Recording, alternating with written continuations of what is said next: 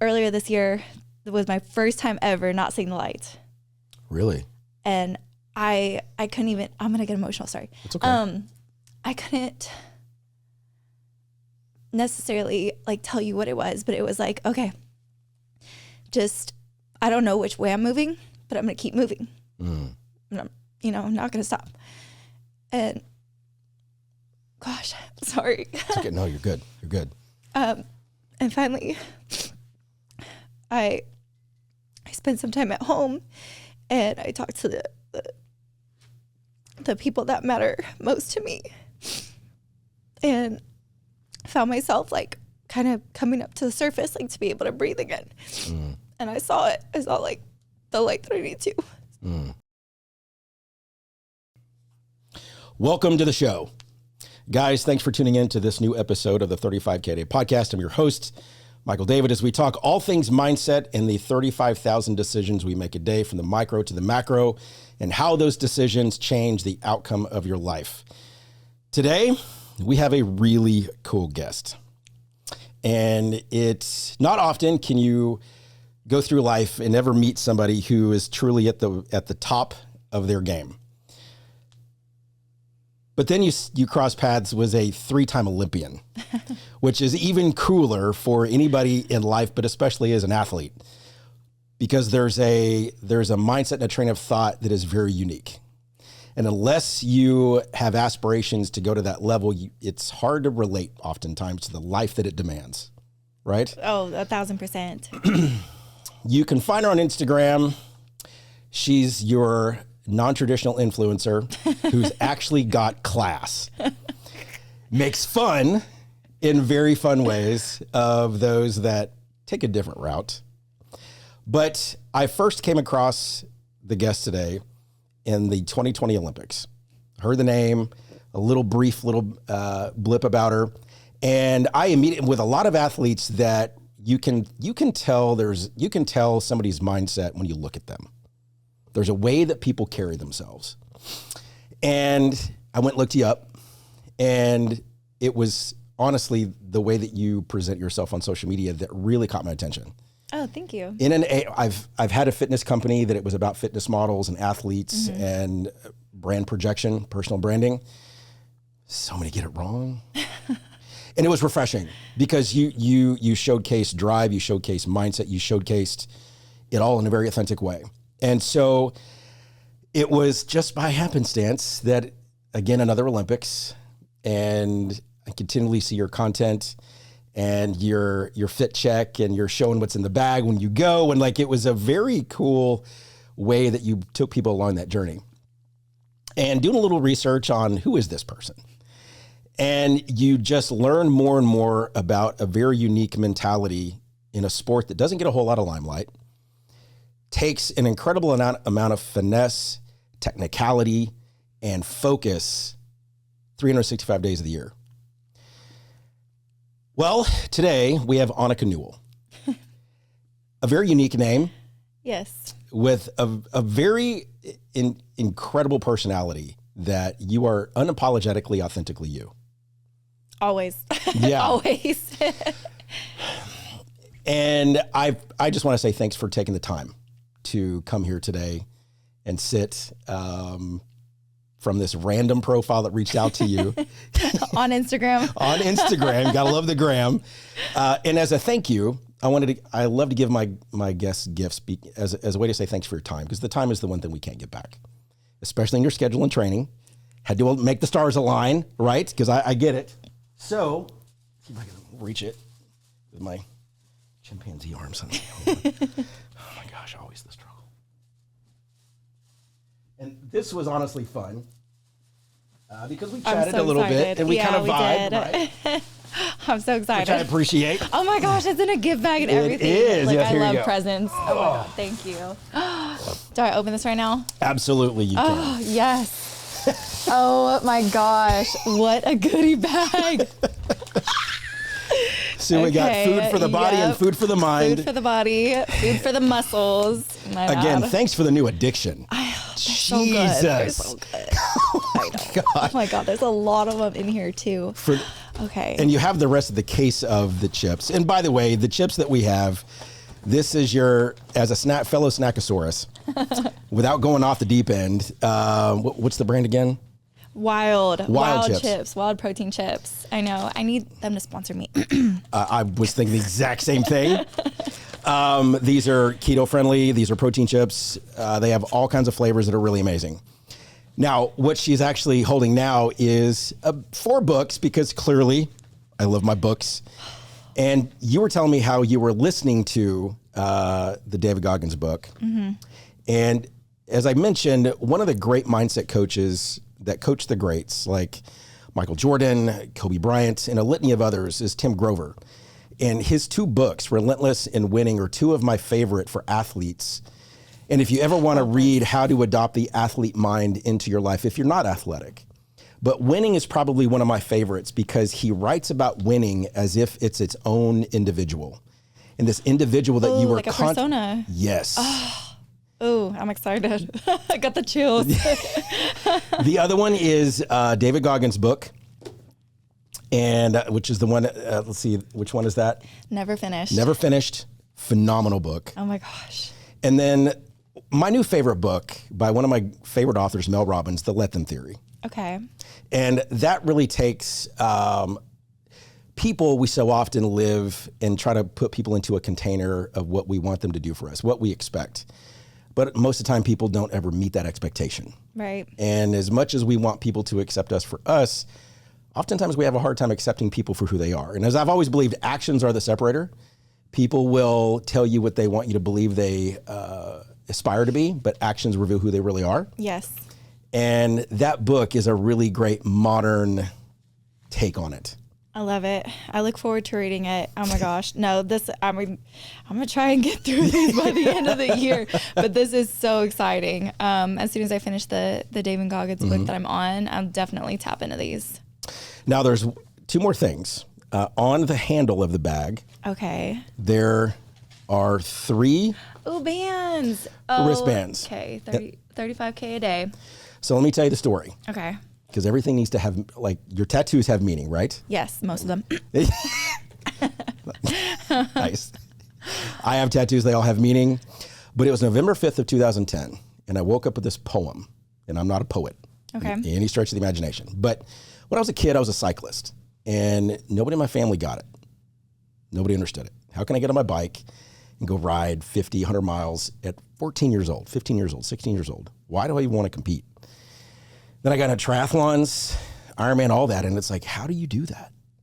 And sometimes it's hard to explain. But this poem came to me. It's called I Decide, and it's that poem right there. Okay.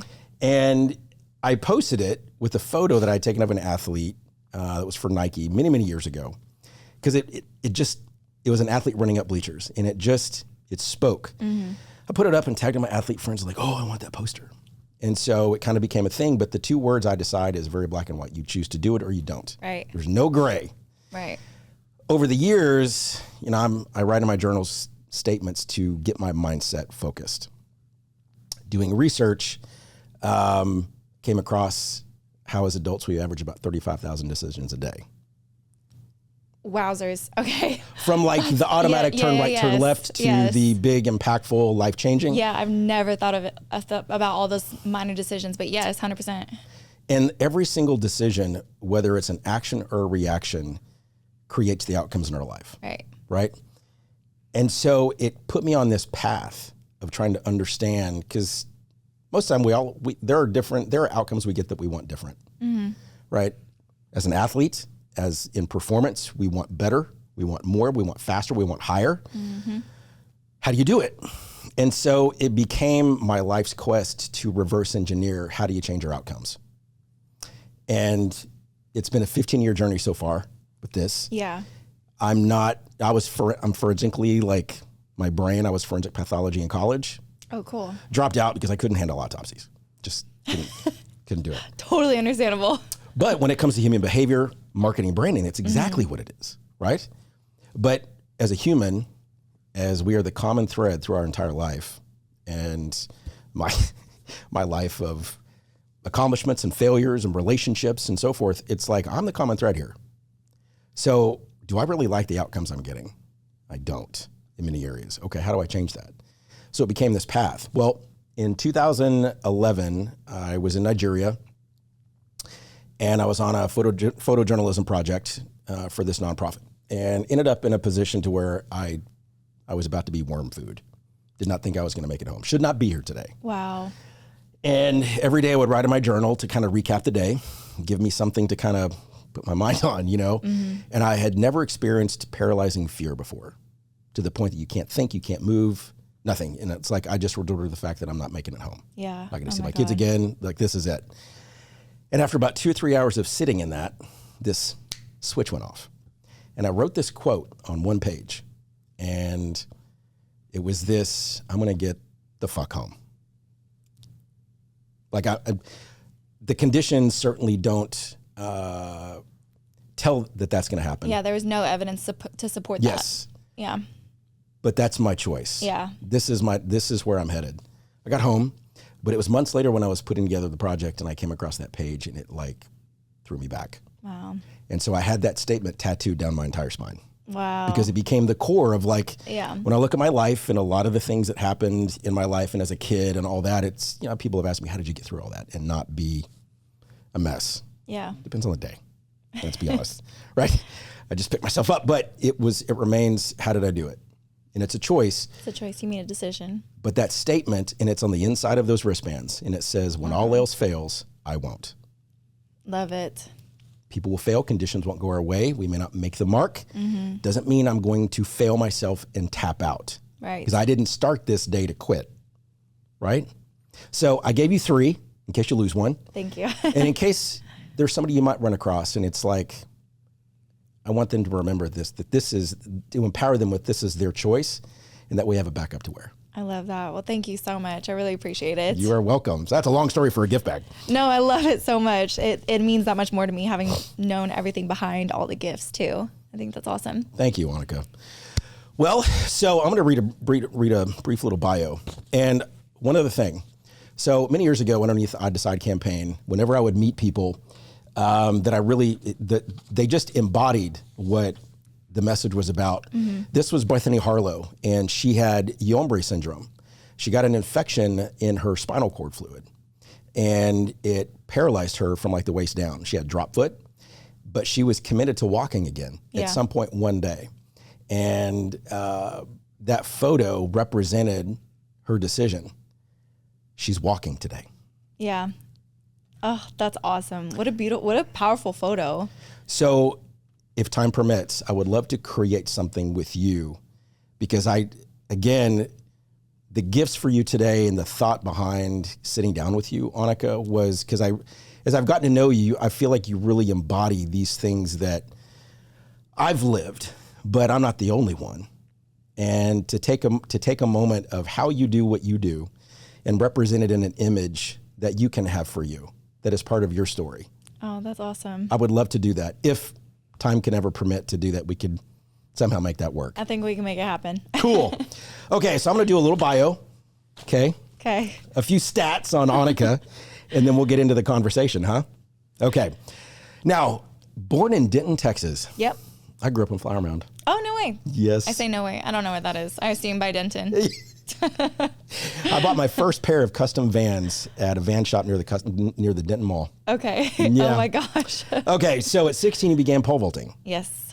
And this was in Albuquerque, New Mexico. And you made you acquired the New Mexico State individual title. Mm-hmm. Within the first year? Yes. Wow. And then you went to college at Texas State University. Go Bobcats. Go Bobcat. Eat them up. 2013, second Indoor and Outdoor Western Athletic Conference Championship. 2014, first Sun Belt Conference Outdoor title at above 13-foot mark. Mm-hmm. 2015, you set the conference record at 4.28 meters. 2016, you graduated with a degree in exercise sports science. And then you headed to the Olympic Games representing Canada, because your mom, which was cool, is Canadian. Yes. How cool is that? At the 2016 Rio Games, 12th. Well, in 2007, after that year, you were 12th at Worlds. But at the 16 Games, 4.15 last. meters, Yeah. but you didn't give up. No. Oh my gosh. No, I took that as a learning experience. Yeah. You went to compete in worlds, a litany of competitions, and then you made the 2020 games in Tokyo, at which you qualified at 4.55 meters, but did not make the finals. Made the finals. Oh, you made the finals. Made the finals. I know how I did at the finals. Okay. Yeah. And then recently the 2024 games in Paris. Yes. With 4.4 meters, but you did not qualify for the finals. Correct. In the middle of the 2022 World Games, 4.52 meters. Sounds right. And so I did a little research of how many athletes have ever competed in more than one Olympic Games. Okay. And there wasn't a specific number on 3, but only 950 in over the 100,000 athletes that have competed since day one. Only 950 have competed in 5 games. In 5 games. Wow. So competing in 3 different Olympic Games, qualifying to show up and represent your country, that is a very small number. To also think about continuing to come back and continuing to try to be better. So we'll start with this. What inspired you to give pole vaulting a shot? I don't know that you're going to love the answer, but I was not inspired to do it. I was forced to do it. Really? Okay. It didn't look all that appetizing to me. I really liked the sprints. I loved the hurdles. And my track coach goes, you know, I know you had a gymnast background, and we need a female pole vaulter. So I need you to go try it out. So I was pushed into it. When you saw it, were you like, I can't do that? Or you're like, I think I can do that? It just looks so strange to me. Like, I did have the gymnastics background. Gymnastics makes sense, but pole vaulting, I'm like, what the hell are they doing? So it was a weird event to me. When your first attempt, what'd that look like? Probably awful, because in high school, the quote unquote pole vaulting coach didn't actually know pole vaulting. He was the football coach. And, you know, his idea of coaching was you like run fast, jump high. Yeah. So probably pretty bad. So thank goodness for the gymnastics background, because I had enough body awareness, air awareness to kind of understand what I was doing. And as soon as I started, I did enjoy it. And then, you know, my family is like, as soon as we start something, we go all in. So my dad started looking at pole vaulting camps in Texas right away, and I got sent off to those and started actually learning how to do it. Now, when did you guys move from Denton to Albuquerque? I was like 3 weeks old. Really? Yeah. Okay. So you grew up in Albuquerque. I did, yes. But then did you search for a college in Texas to come to, or did they reach out to you? No, I got a lot of offers throughout the United States. It really came down to either Texas State or University of Arkansas for me, because of the 2 pole vault coaches at those universities. I was also being recruited as a heptathlete, as a multi, to a lot of schools as well, including like San Diego State and a bunch. So there's a lot of decisions being made at that point in time. Being a heptathlete, which is a whole different animal, had you already been doing that? Yeah, well, I had been doing, the hurdles, long jump. I did a decathlon twice. Wow. In high school. Wow. It was like the very first year that they allowed women's decathlon. So I set the official national record for that. No kidding. At that time. Wow. Somebody took it since then. I assume. I really haven't checked. So before you did pole vault, what was little Anicka like? She was a little monkey. She loved to climb around on everything, full of energy. I wanted to do any and everything. I lived a really like athletic and wild childhood. Were your parents athletes? My dad was an athlete. My mom did ballet. She now has taken up running. So she runs, I don't know how many miles per day. My dad still runs like 5 or 6 miles a day. So my dad was really the athlete of the family that pushed me into it and really helped me develop like the dedication that I have today. And so when I was little, like he used to take me on runs all the time. We actually used to run to school in elementary and middle school, and he would carry my backpack and I would run alongside him. No kidding. Yeah, I thought I was the coolest kid ever. What a remarkable thing to have with your dad. Yes, definitely. No, out of the, I have a younger brother, and out of the two of us, like, I enjoyed doing those things with him, and my brother was like not having it. What? So, did your brother pursue anything athletic? He did. He You can ended put your up. stuff down. Yeah, I can put these books down. So I know. I'm just holding them on my lap. Yes, my brother ended up playing soccer, and he turned out to be this soccer stud. Got a scholarship to university and took Southwestern University to their first ever national championships. Wow. Yeah, captained the team. So, No kidding. What position? You remember? My family's gonna hate me for this because they're such a soccer family. I can't remember. I think like middle field something. Soccer is a wild sport. Yeah. It is. It's such a huge field. I did when I was a kid, and I did some intramural in college, but it is the athleticism in a soccer athlete is incredible. Yeah, oh gosh, yes. I would love to know some of those guys' like VO2 maxes. Yeah. No shit. Yeah. So as you were competing in high school and you found, I'm kind of good at this, what was the moment, if you can recall, where you got hooked? It really wasn't in high school. Like, Wow. I liked it, but I didn't love it. I wouldn't say that I necessarily had a passion for it. I just knew that I was good at it. It really wasn't until later in college that I found, or that I kind of realized, like, no, I love this. Wow. Now, being a sport that does require conditioning and work. Oh, that I loved. That I Really? loved. Yes. I'm probably like the only pole vaulter that loves to run. Really? Yeah. How often do you run? Well, I do sprint training like twice a week right now. But when I went off to university and we'd have like our, 200 meter repeats and stuff, I'm the only one like, yes, 200 a day, and everybody else is not wanting to do it. How'd that parachute work out recently? I haven't tried the parachute. I'm doing a lot better with that little banded thing. I'm getting way better at it.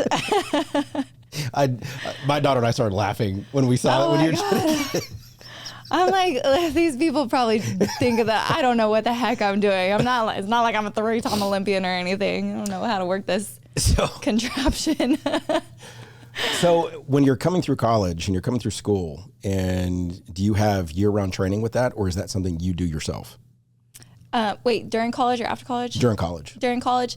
So the coaches would provide us with, workouts throughout the year. And then when we had our like off season and downtime, they let us be off for a while. And then they would say, okay, these workouts are, quote, optional if you want to get back into things before you start working with us again. So they would send us some like workout ideas to do over breaks and whatnot. Did you take it and run with it, or are you kind of doing your own thing, or did you do any of it?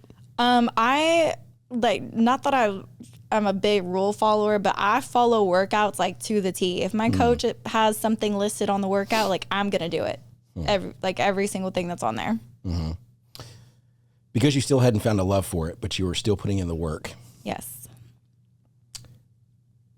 Clearly those are workouts that you just don't want to do. You might wake up, you're like, oh, I'm just not feeling it today. The pole vaulting workouts? Yeah. Yeah, it wasn't so much that like I wasn't feeling it. I just was kind of going through the motions with it. Like I was there, but I wasn't that, focused at practice. And, my coach would tell me things, and she would get really mad when I wasn't doing them. And I'd say, no, I'm listening. But really looking back, like, no, I really wasn't listening that well. When did that shift? It shifted after my sophomore year I think it was after my sophomore year when I still was not performing. And they took part of my scholarship away. Oh. And I was going to all these competitions and like losing. And I finally realized because I'm a very competitive person. And I finally kind of realized I hate losing. I hate losing. Like I'm tired of this. So this is over. Like I'm gonna try. Was there a particular loss that just hit? Not a particular loss. It was kind of just a accumulation of all the losses, and then the scholarship loss and everything like that. It's that moment of going, what am I doing? Yes. Yeah. Exactly. Why am I showing up? Yeah. Because I'm 10% less than what I could be. Yeah. And my pole vault coach, this is probably like a big moment too. She had me sit down after I said that. She had me sit down and write down a pros and cons list of pole vaulting and like being on the team, like being at university, pole vaulting for university, like just big pros and cons list. And I tell you what, that cons list was 10 times longer than the pros list. Really? But for whatever reason, I was like, I don't care. Toss all the cons. Like, I'm jumping over to the pro side and I'm gonna give this a shot.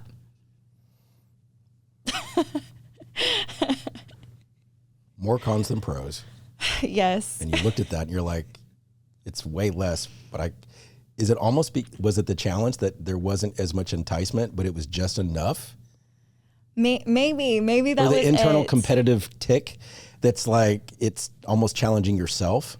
That could be it too. Like, I really wish that I could go back to that moment, like look myself in the eyes and be able to relive like what the hell I was thinking in that moment. But yeah, I think it was just, like you said earlier, there was just for whatever reason, some switch that just flicked for me.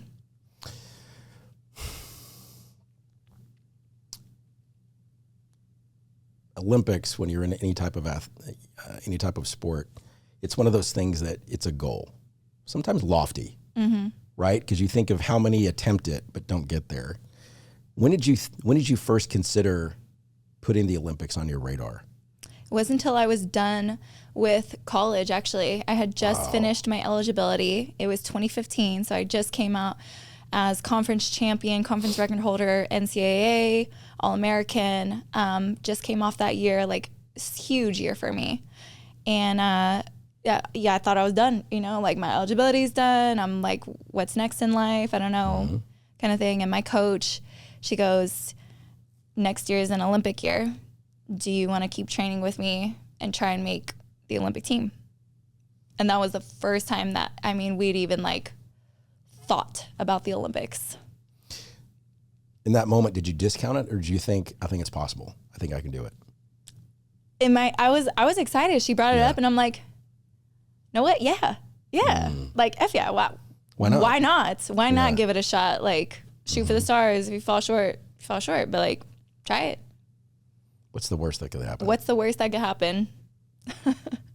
So when you qualified, what was that day like? Holy cow. That I remember so clearly, because I remember exactly what meet I was, exactly what I was wearing, everything. Walk me through that day. Oh my gosh. So it was at Abilene Christian. It was on this awesome raised runway. And I was wearing my little 3/4 tights. And and I was jumping super good. I was jumping super good and just kind of like everything was in sync? Everything's in sync, just in the zone, and not necessarily thinking like this is the day that I'm going to attempt the A standard to try and make the Olympic team, but just jumping. Like, that's when I find my best zone is I'm just there jumping. And so we got to the bar that I needed. And again, I wasn't even thinking about it like this being some pillar, like milestone bar that I needed to make. It was just another bar to me. And I cleared it, and my coach started going crazy. You could hear her in my video, like screaming her head off, and comes and hugs me. And nobody around, like everybody knew that was a big height, and we're clapping, cheering for me, but nobody knew that was the A standard to lock in a spot for the Olympic team. So it was a big day. Watching a pole vault prepare themselves, and they grab their pole, they're going down to into the lane, and you grab that pole. Every great athlete has this ritual to align themselves with what they're about to do. Can you walk me through what your ritual is? Mine actually changes. Really? Quite a lot. Mainly because pole vault changes a lot. And sometimes I'm grabbing one pole, and sometimes I'm grabbing a different pole. Sometimes I'm grabbing a pole higher. Sometimes I'm grabbing a pole lower. Sometimes it's cold outside. Sometimes there's wind in my face. So depending on the conditions, And depending on where I am in my series of pole, my ritual changes. So I've come to like believe or not believe in like superstition and ritual, but just find what works for me in the elements in that day. There's a lot right there in that statement. Yeah. Because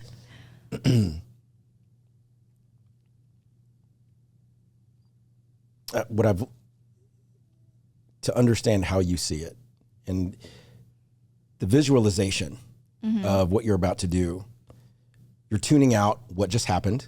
Correct. Right? Short-term memory loss. Is that what you do? You just, was that learned? Was that something that you just naturally did? Because when you miss the mark and you still have another attempt, how do you not allow that missed height to eat at you? Yeah. I mean, literally my dad told me always growing up, he said, the best athletes have short-term memory loss. The best athletes have short-term memory loss.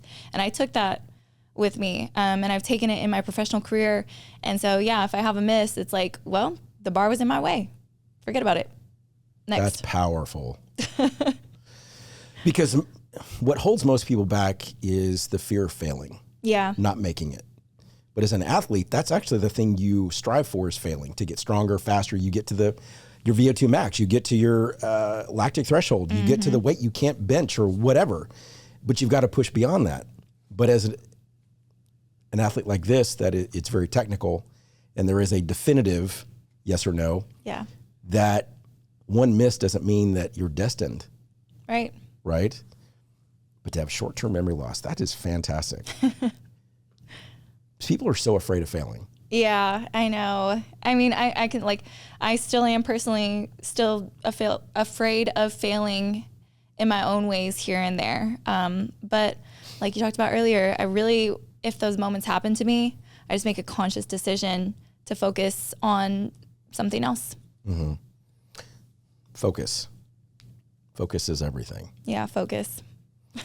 As I've peeled our minds back to figure out if we want a different outcome, and it's been this interesting journey. Remember listening to Tony Robbins, and he was talking about the 4 pillars and how they're cyclical. Mm-hmm. And you have your outcomes, but those outcomes are a result of your actions, and your actions are a result of your choices, your decisions, and those are a result of your belief. But my question was, where does that belief come from? Mm-hmm. Right? Because you either believe you can or you believe you can't. Again, there's no middle, right? Yes. But where does that narrative come from inside of our head, you know? Mm-hmm. And then further research is we average 60 to 80,000 thoughts a day, right? The ones that run. But the fascinating part, because a belief is a thought that is just repeated. Yeah. In marketing, you repeat enough times, they end up believing it, right? Well, we do that up here. Mm-hmm. 80% of our thoughts are rooted in negative experience. Wow, 80%? 80%. Oh my God. And of those thoughts we have daily, 90% were a repeat of thoughts of the day before. Wow, okay. So if that is statistically our thought process, then where does the thought process come from? Mm-hmm. It's where we put our focus. Right. What we're listening to, what we're reading, what memory, what event, what loss, what tragedy, what disappointment, what win. It's where we put our focus. Yes. Right? And our focus is certainly being distracted enough in life with social media and, all this stuff. And when I realized our focus is the one most overlooked commodity that really has the greatest impact on our life. Mm-hmm. Because if you really want a different outcome, you have to change your focus. Right. Your circle, what you're listening to, what you're remembering, what you're ruminating over and over again. Mm-hmm. And in that decisive moment as an athlete, when maybe you've had a rough day, you've got one more attempt. For you, building that short-term memory or having only short-term memory, because you're human and sometimes things will come up, when you're walking, do you just purposely shut your mind down? Do you allow no thoughts to come in?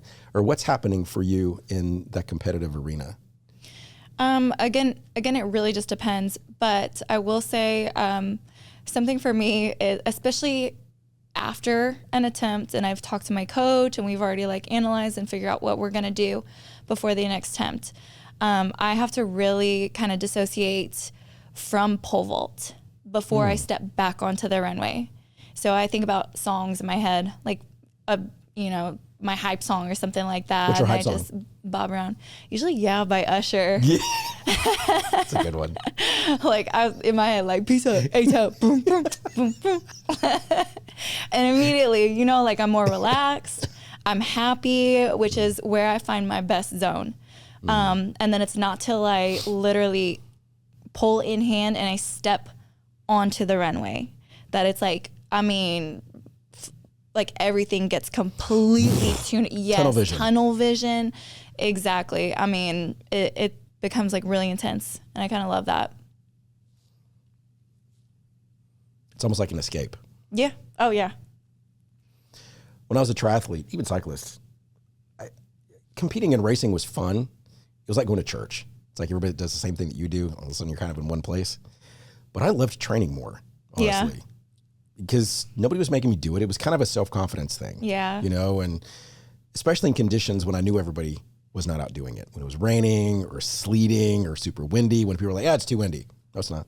Yeah. It's perfect. Yeah. Yes. I would train in the heat of the day when other people would be like, it's too hot. We have plenty. And that was for me, like making sure that I was prepared for any type of condition because I trained in it. Yeah. I didn't have an excuse of going, I don't know how good I'm going to do today. Yeah. Why? Because the elements, like you've been in it before. Because you ran more than most pole vaulters. And even today with your training, what is something that you do for Anicka that others typically don't do? What's one of the edges for you that you've adopted into your training, into your life, that has really allowed you to maintain an even higher competitive edge? Actually, what I think gives me one of my biggest edges is that I do train completely solo. And I've been training by myself for the last 10 years. And so besides my pole vaulting tays, when I have a coach with me who's helping me out with my technical stuff in pole vaulting, the other workouts during the week, so when I go to the track, when I go to the weight room, when I'm doing recovery, like all of that is completely by myself. There's no coach there.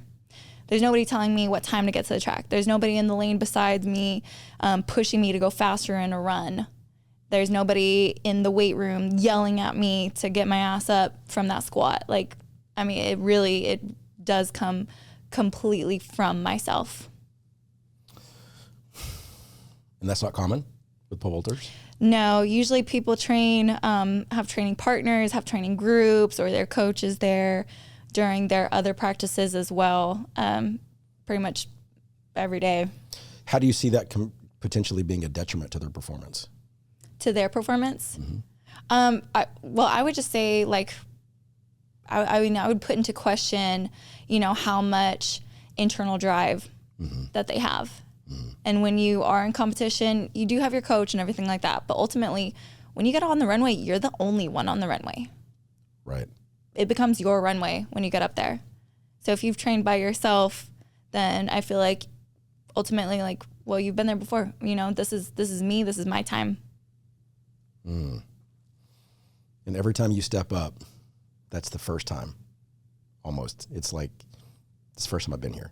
First time I've been here, but also, one of the things that I've really taken into my training or my like mental training is acting like I've done it before. I've been here before.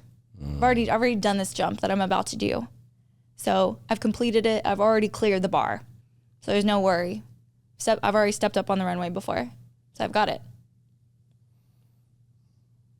That's the visualization manifestation. Yes. Aspect. Yes. Thinking you've already cleared it. Thinking I've already cleared it.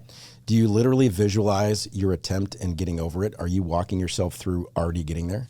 So I have different techniques for visualization because I've read a lot of literature about it, and I haven't actually felt it work super well for me. So I've taken it and adopted it for myself on how I visualize certain things. So I don't visualize the whole jump. Otherwise, I find that like it takes my mind almost way too long. And because the vault happens so fast, it's like I have to think about just like different parts here and there and not as a whole. being emotional and logical creatures, what typically hijacks people's ability to move forward is the cerebral cortex, where our emotions are centered.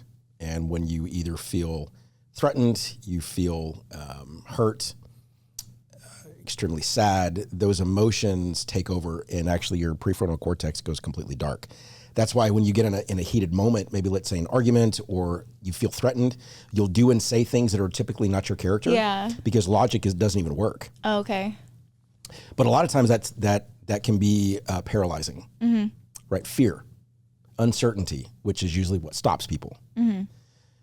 The difference that I've seen, though, and as you're talking, is there is a level of fear that does drive an athlete to want to do more, because you're afraid of not tapping into that full potential that you really do know is there. Yes. But then that fear of, can I do it? I would make myself sick before a triathlon. It's just, I would paint my toe. It sounds so weird.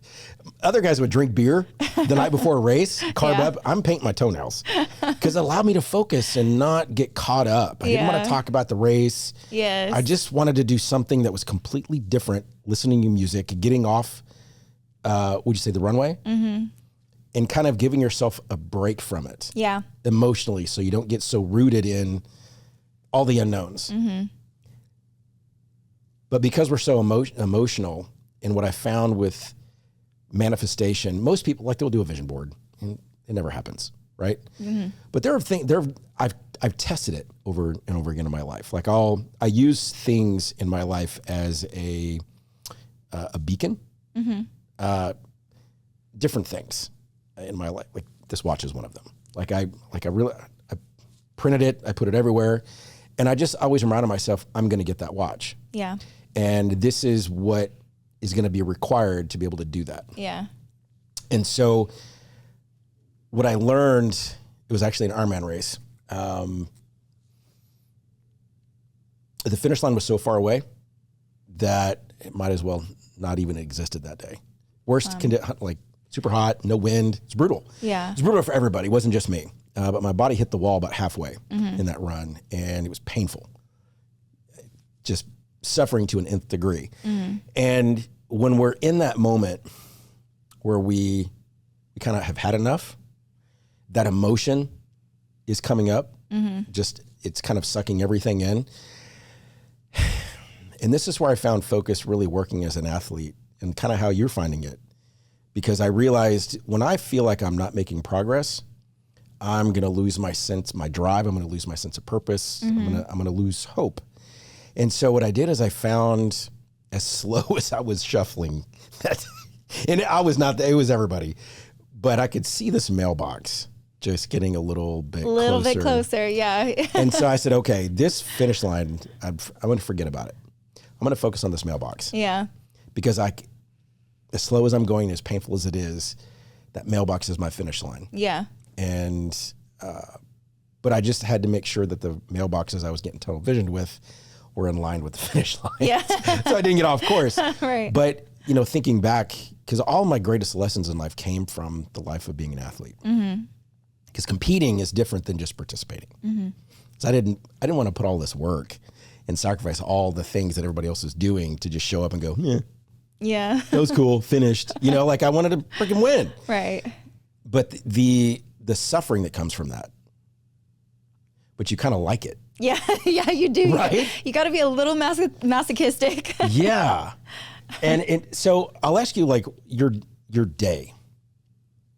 How do you construct how do you start your day to get your mind right? Like, are there habits that you do to prime yourself? Yes.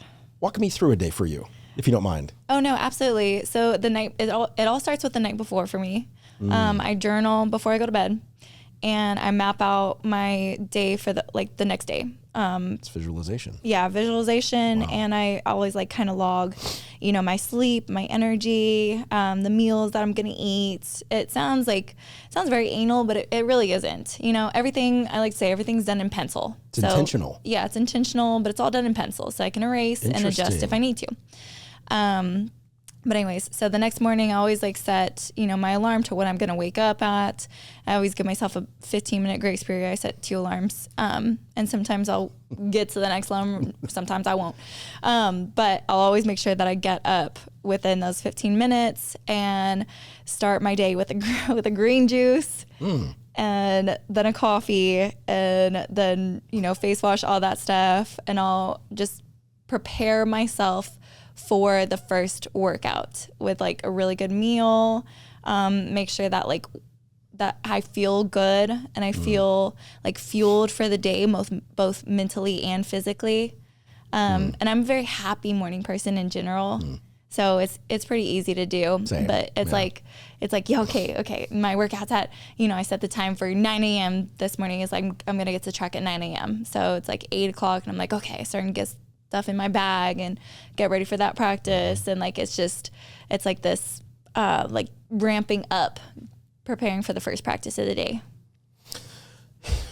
As you're planning your day the night before and you do it in pencil, which I think is amazing because it's not the plan that's going to change. It's the ingredients that may change. Right. Giving room to pivot. Yes. You might wake up and feel sick or what would be some things that would be negotiable and what you would pivot in that daily plan?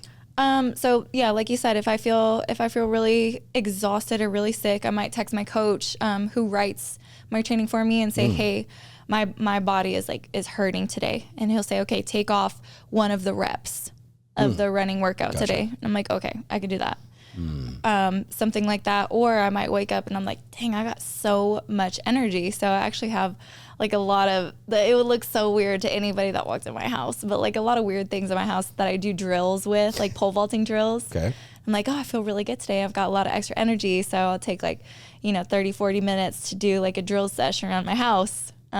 Just because I have that extra energy that day. Athletes at home are weird. Yeah, we are weird. We're a little weird. People don't get it. Love that. No, I have like a little pole in my house. I'd be like, what do you use that for? What is what is she into lately? That's funny. So you train in the morning? I train in the morning and the afternoon, usually 2 days. Okay. Is it the same type of workouts? You're doing like technique and then strength, or how do you do that? Usually right now it is a conditioning or strength workout in the morning and then like a sprints or a pole vault session in the afternoon. Okay. Weather permitting, do you usually prefer outdoor? I'm always outdoor. Yeah. Always outdoor. Okay. Yep. Now, I've seen you train in an indoor pole vaulting facility. Yes, that was my previous one in the San Antonio area. Okay. Yeah. That's where you living before? That's where I was living before, yes. So what brought you to Houston? There's a coach out here that I've known for years, and I have been with the same pole vault coach for my entire career. Like literally for 15 years I've been with her, and she is the best. I have nothing bad to say about that woman, and I feel so bad because she put up with me for all the years. No, she's amazing. But when you didn't like it? Even when I didn't like it, oh my God. Thank God she's not here. She'd be rolling her eyes.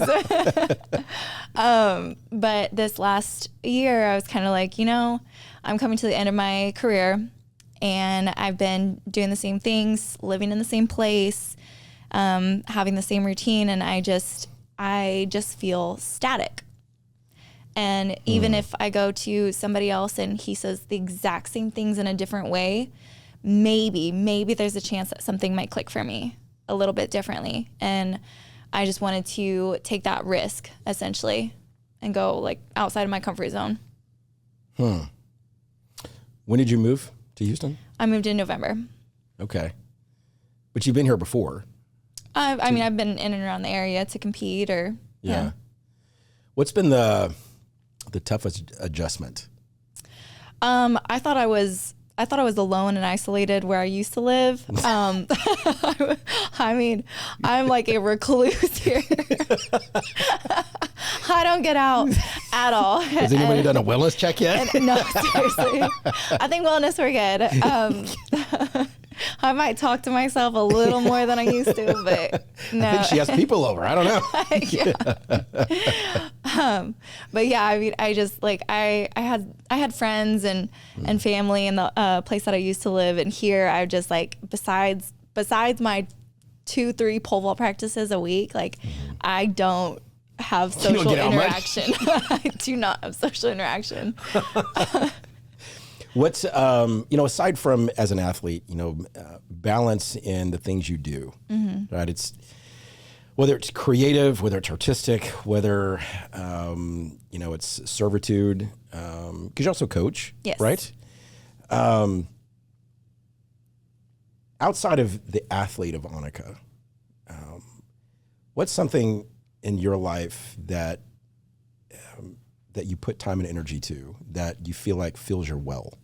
Yeah, I say fills my cup. For friends and family for me is like the biggest thing. And I said that to my mom the last time I was at home, is like my family fills my cup for me. And I wish that they were closer. So my parents still live in Albuquerque, New Mexico. But I mean, they're just like my biggest support system. So they fill my cup, and I try to do the best that I can to make time for friends. I've had to make so many sacrifices and miss so many events. Yeah. But I do my best to be able to make the ones that matter the most and edge out time for them, because like it helps us in our relationship, but it also helps me in my training. Like I need some of that reprieve sometimes. Yeah. It's that emotional regulation. Yeah. Yes. Because you're giving so much and you don't realize the mental tap that it takes. Yes. That drive, to just kick it out of the way.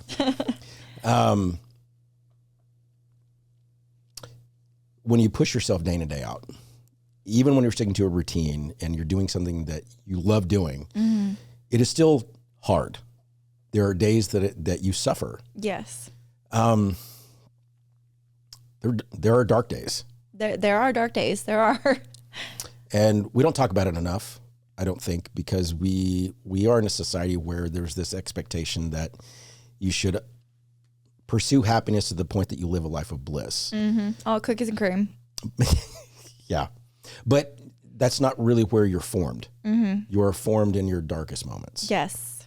I have this picture of Everest in the front room when we came through today. And what Everest, as an analogy, really builds, because it takes, I believe it's nearly 60 days from base camp 1 to get to the peak, the summit, because even when you get to base camp 1, you have to be there for a few days. You go to base camp 2 for a couple of days, come back down, like this yo-yo effect before you attempt the summit. Acclimate and prepare your body. But then when you get to the top, you can't stay there long because it's death zone, right? You can't live on the podium. Right.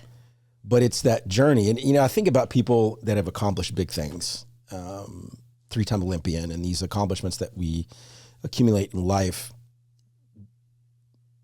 We lose way more than we win.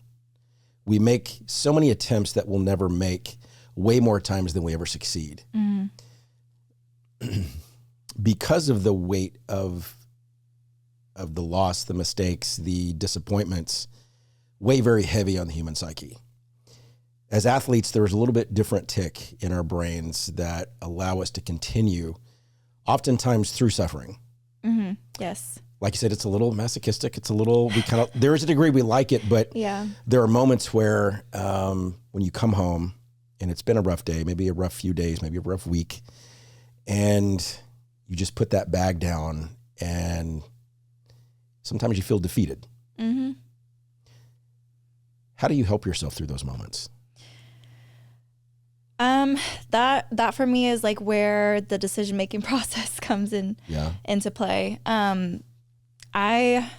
This year was really interesting for me because I'm actually really good at kind of digging myself out of the darkness or out of a hole mentally. I can usually kind of know, okay, there's a light at this end of the tunnel. This is where I live right now, but I'm okay. And I'm going to keep taking one step at a time until I get to that light. Earlier this year, it was my first time ever not seeing the light. Really? And I couldn't even, I'm going to get emotional. Sorry. It's okay. I couldn't necessarily like tell you what it was, but it was like, okay, just, I don't know which way I'm moving, but I'm going to keep moving. I'm, I'm not going to stop. And gosh, sorry. It's okay. No, you're good. You're good. And finally, I spent some time at home, and I talked to the people that matter most to me, and found myself like kind of coming up to the surface, like to be able to breathe again. And I saw it. I saw like the light that I need to. Oh my God, I'm so sorry. Oh, crying is so gross. Crying is so gross. It really is. Like, you get snotty. Like, that's so not ladylike. It's raw. But yeah, like eventually I did surface. I found the light and I started walking towards it. But like for a while, like just lost kind of. You got up and you did your day, you did your routine. You still did your journaling. I still did it. Yep. Yeah. But it was like you're carrying 100 pounds of bricks. Yeah. On your heart. Yes. And that's when you went to go visit some family? Yeah. Yeah. Did you call anybody? Did you FaceTime? Like, I hey did. guys, I'm having a really rough day. Yes. Yeah. Oh my gosh. I am really blessed with a really great support group. It's amazing. With friends and family. So yeah. I felt comfortable with like the people that I do lean on. It's a small circle. Like I've kept it really small, but as very it should helpful. be. Yeah. I didn't realize the value of our circle until I started to look at statistically, as it's been said, you're the average of the 5 to 6 people you keep close. Okay. I've also found, talking to different psychiatrists, that you can tell a lot about a person by who they surround themselves with and then who they date. Okay. Okay. I was like, oh no. I was like, oh shit. Oh gosh. Don't look at who I date. But you think about most people in their life and they're not really vulnerable with people. Right. They're not honest. Right. Because they're scared. They're scared of being criticized. They're scared of being judged. They're scared of being abandoned when they need people the most. But then they also are afraid of being a burden. Yeah. Yes. On people. And then sometimes that identity of, well, she's always got her shit together. Yeah. Are you that one in your circle that a lot of people come to? I mean, I would say so. Like, I don't know if I give the best advice all the time, but I'm definitely like, what you'll definitely find with me is like the best cheerleader ever. And I will never judge. I'll never judge. Because that's what you want in return. Yeah. I'm so sorry for crying. Never apologize for that. That is anger and when we cry are two ways that our central nervous system discharges. Okay. Crying is interesting because in the tears, and what I've come across, when you cry when you're from a place of gratitude, okay, the tears are kind of sweet. When you're crying because of real sadness and grief, they're kind of salty. They're kind of salty because it's getting rid of the toxicity from your body. I'll make sure to lick mine next time. Oh, everything's okay. These are sweet tears.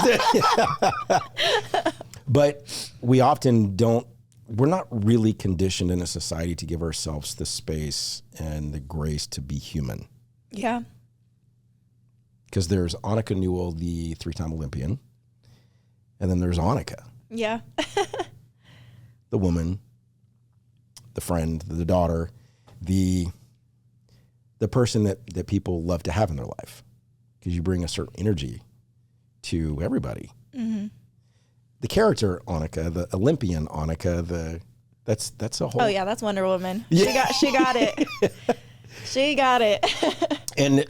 But until people grasp the fact that you can be that character, because that allows you to step away from maybe what's going on at home or that place in life where it could be dark. But this is my moment to step up and separate the two so I can do this. Yes. Going through the motions is probably one of the things that I think saves us the most. Because I work out every day. I'm not saying every workout is a great workout, but I do show up. Yes, you show up. Consistency. It might be 10 minutes, but I'm going to show up. Yeah. And then I'm like, I'm done. Yeah. But at least I showed up, right? I stuck to the promise Yes. that I made to myself, the commitment that I'm going to do this for me. The identity is tough when you feel that shift in life, because we so often take the identity of the things that we're doing as if that is who we are. And it's not. It's something that we've used as a vehicle to build who we are. Yeah. These are some stones that I've put together that I've met. These are some bricks I've made. Right. Through pressure, Right. through Yes. loss, through lessons. And then I get to use these to build the next thing. Yep. And that becomes that light sometimes when you're unsure of where life's headed. You know, because through it all, you don't have to say it, but in your mind, you think about your darkest, hardest moment, whatever that was in life. Maybe it was multiple, but that moment. And then you think, well, I got through it. I found a way. Might not have been pretty, kind of ugly, a lot of tears, ugly face, scraped, clawed my way, but I found my way. Right. Used to say it had to be pretty and perfect. Right. Yeah. Because that journey's ugly. You know, that journey to, especially as we evolve in life and we think of what we may think people expect us to be or to do, the let them theory, you know, but let me be me. Yeah.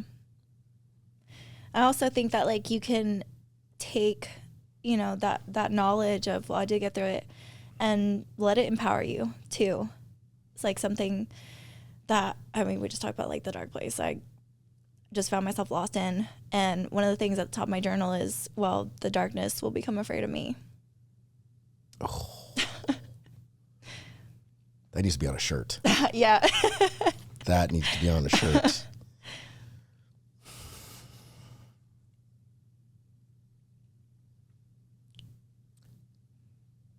As you think back, not necessarily in the darkest moments, but trying moments that really challenged you. What was a defining moment for you in your life? And maybe not necessarily even as an athlete, but as Anicka, as you've come through, you're really owning who you've become. What was a defining moment for you in your life so far? It's not necessarily a moment. It's kind of been a defining period of time for me, mainly because, like, okay, for me, you know, you listed my accolades at the beginning of this, which that sounds amazing from the outside looking in, but then I have the people who are saying, well, you haven't medaled, or you haven't, like, what have you really succeeded in doing? What is that really, like, what are your true accomplishments? Like, is that good enough? Like, 3-time Olympian, but no medals. And, you know, only number 2 in Canada, not number 1. So there's always going to be the voices in your head and outside, like people's opinions and voices that, for me, like, that's been my defining period of time, is those what I choose to listen to and what I choose to give power to, and think like, oh, do I believe them, or do I even care what they think? Fair question. You know, because something, and this takes me to like social media, where like people are always, you know, giving hate comments. You know, you ultimately, like, you choose if you're gonna listen to what those people have to say and whether you believe them or not. Like, chances are, if you're sensitive or getting defensive about it, it's because you kind of believe it yourself. So it's like just been this defining period of time for me in my athletics. Like, do I believe that I am an amazing athlete, or do I find myself thinking sometimes and doubting myself?